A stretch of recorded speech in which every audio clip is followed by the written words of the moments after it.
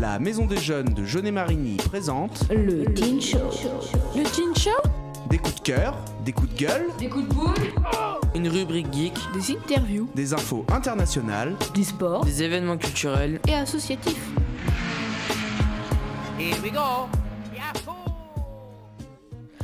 Bonjour à toutes et à tous.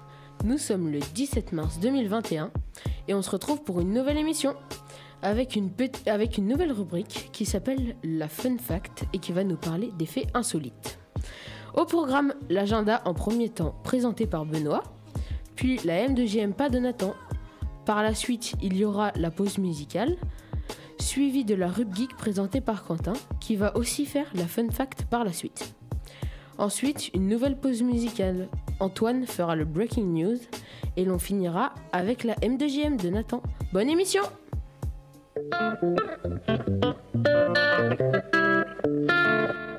Et tout de suite, l'agenda de Benoît. Bonjour à tous, donc l'agenda de notre belle ville de Jaunet-Marigny. Alors bientôt à retrouver du 15 mars au 14 juin prochain, l'opération Team Job. Donc l'opération Team Job, c'est pour l'insertion des jeunes donc de 16 à 25 ans. Ça se passe en fait en 2 temps.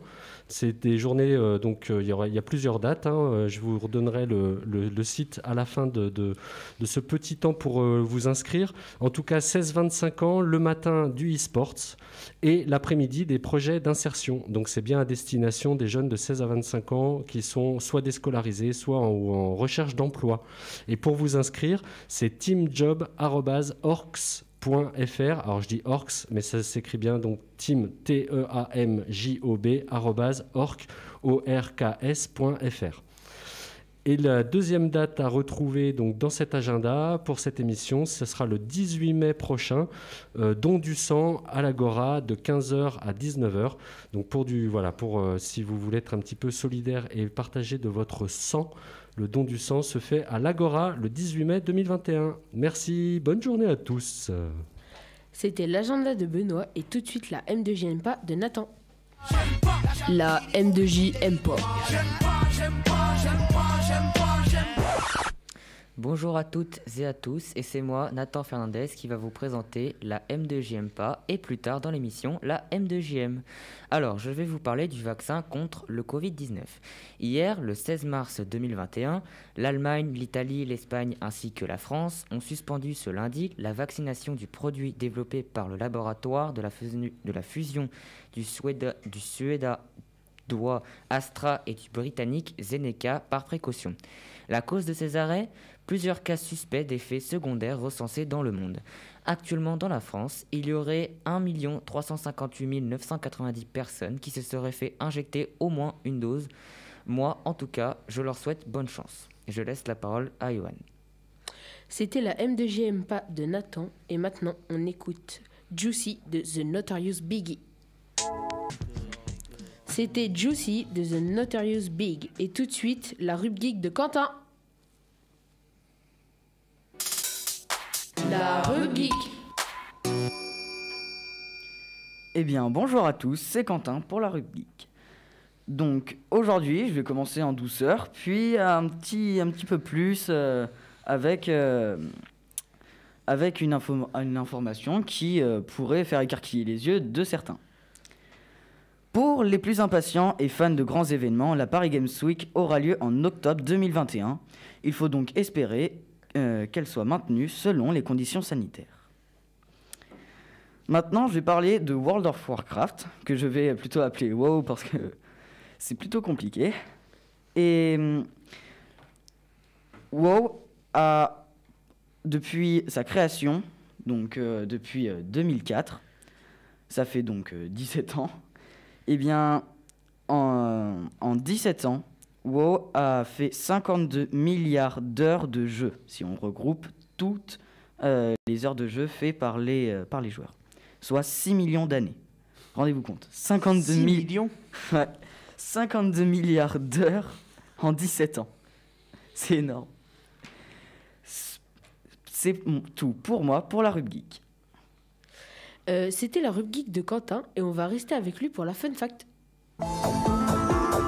Fun Fact. Le saviez-vous ?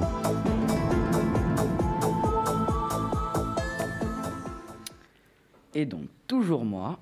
Cette fois-ci, ça va être des faits insolites que vous avez peut-être déjà entendus, mais cela me paraîtrait bien compliqué, étant donné que ce que je vous présente n'est pas des moindres. Apple, tout le monde connaît cette entreprise, elle génère des milliards d'euros chaque année, et à titre comparatif, je vais reprendre WoW, qui donc lui a fait 52 milliards d'heures de jeu en 17 ans, tandis que à titre comparatif, en une année, Apple génère environ 53 milliards d'euros en un an. À titre comparatif, un an, 17 ans. Dites-vous bien que Apple, lorsqu'ils appellent leur banque, la banque leur répond « Votre compte est créditeur ». Parce que oui, il l'est. C'est juste énorme. La banque, leur compte en banque contient le budget de défense française, soit 39 milliards d'euros, le budget de défense allemande, 42 milliards d'euros, et le PIB du Congo, 9 milliards d'euros, soit un total de 90 milliards d'euros, tandis que Apple, lui, depuis sa création, a empoché bien plus, mais pour le moment, dans les réserves en compte en banque, sont de 86 milliards d'euros. C'est tout pour moi. Pour cette fun fact. Merci Quentin pour ce fun fact. Et tout de suite, on écoute Holidays de Lil Nas X. C'était Holidays de Lil Nas X. Et tout de suite, le breaking news d'Antoine. Informazioni locali. Breaking news. Bonjour à tous. Bonjour Johan. Bonjour. Benoît. Bonjour. Les jeunes. Effectivement, donc breaking news aujourd'hui, je vais vous parler du All-Star Game NBA 2021. Un événement planétaire qui avait lieu donc le week-end du 7 mars dernier. Malheureusement pour cette année, contexte sanitaire oblige, la formule a été quelque peu modifiée. En effet, il était initialement prévu que l'événement soit annulé, mais financièrement, ça aurait été un gouffre économique. Donc les organisateurs de l'event se sont mis d'accord pour organiser ça le plus simplement possible avec une nouvelle formule et en fait tout concentré sur une journée. Habituellement, le All-Star Game, c'est du vendredi soir au dimanche soir. Là, tout était consacré dans la soirée de dimanche. Le déroulé était simple, ça commençait par le Skill Challenge, donc c'est ce qu'on appelle le concours des meneurs en fait. Un petit parcours slalom chronométré, le premier qui réussit à marquer le panier final remporte la manche.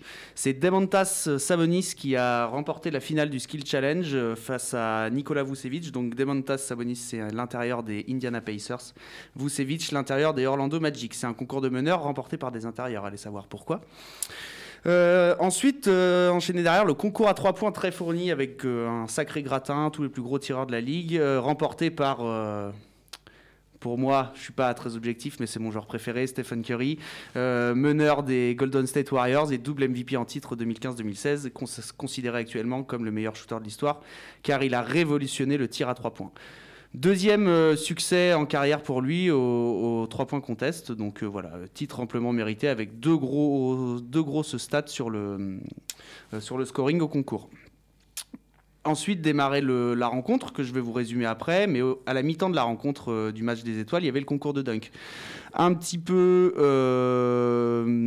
plus silencieux, on va dire, plus calme que les années précédentes, tout simplement parce qu'on n'avait pas des stars à l'affiche, principalement que des rookies. On avait Cassius Stanley, Obi Toppin et Anthony Simons. C'est Anthony Simons qui a gagné avec le plus grand total de points remportés. Maintenant, le match. Donc le match démarrait à 2h. C'était la team LeBron contre la team Durant. Cette nouvelle formule proposée depuis 2 ans, où ce ne sont plus les conférences Est et Ouest qui s'affrontent, mais les 2 meilleurs joueurs de la Ligue qui sont les capitaines de leur équipe et qui sélectionnent les joueurs de leur choix. Donc pour c'était le 70e All-Star Game. Le format des matchs était identique à l'an passé, comme j'ai stipulé, donc 3 cartons indépendants, où le score était remis à 0 à chaque fois. Lorsqu'une équipe remportait un carton, il y avait $150 000 qui étaient offerts à l'association défendue par l'équipe de LeBron ou l'équipe de Durant. C'était 2 associations différentes choisies par les capitaines. Ça, c'était pour les 3 premiers cartons. Pour le dernier carton, le nombre de points marqués lors des 3 précédents était additionné pour chacune des équipes.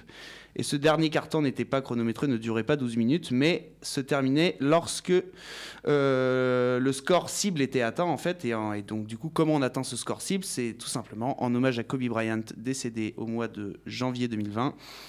Il fallait marquer 24 points de plus que le score total de l'équipe qui menait au début du 4e quart-temps. Pourquoi 24 ? Parce que 24, ça a été le numéro de Kobe Bryant pendant très très longtemps aux Los Angeles Lakers. La team, donc LeBron, emporte cette rencontre facilement face à la team Durant. Il y avait quand même un peu un déséquilibre de niveau, surtout qu'il y a eu des absents dans l'équipe de Durant. Donc voilà, c'était vraiment beaucoup plus fort dans la team LeBron que dans la team Durant. Il remporte le match sur le score de 170 à 150. Et donc malheureusement, comme c'est le cas depuis plusieurs années, les attaques ont très très largement pris le pas sur les défenses. C'est-à-dire que voilà, il y a quelques actions pour faire le show, des dunks jamais contestés et des meneurs qui réceptionnent des alley-oops. Enfin bon, c'est un peu le monde à l'envers. En fait, c'est le spectacle habituel d'un match qu'on ne voudrait pas envoyer aux écoles de basket aujourd'hui parce que ça ne reflète absolument pas le niveau et l'attitude d'un joueur sur un terrain de basket. Voilà, c'est du spectacle avant tout, les joueurs veulent pas se blesser, donc c'est très très très léger. Le MVP du match, Giannis Antetokounmpo, meilleur joueur de la franchise des Milwaukee Bucks, qui finit à 35 points, à 16 sur 16 au tir et 3 sur 3 à 3 points. Je précise juste que c'est un intérieur. Donc c'est assez fort comme performance. Voilà, en conclusion, ce All-Star Game 2021 ne devait pas exister initialement. Il aura au moins eu le mérite de nous offrir un peu de divertissement. On espère désormais revenir dans un an avec du public, quelques dunkers un peu plus référencés et surtout un soupçon de compétitivité pour le match des étoiles. Voilà, merci de m'avoir écouté. C'était le Breaking News d'Antoine et tout de suite la M2JM de Nathan. La M2JM. J'adore. Alors, je vais vous parler de la nouvelle saison de Fortnite dans cette M2JM. Cette nouvelle saison s'appelle Instinct Primitif.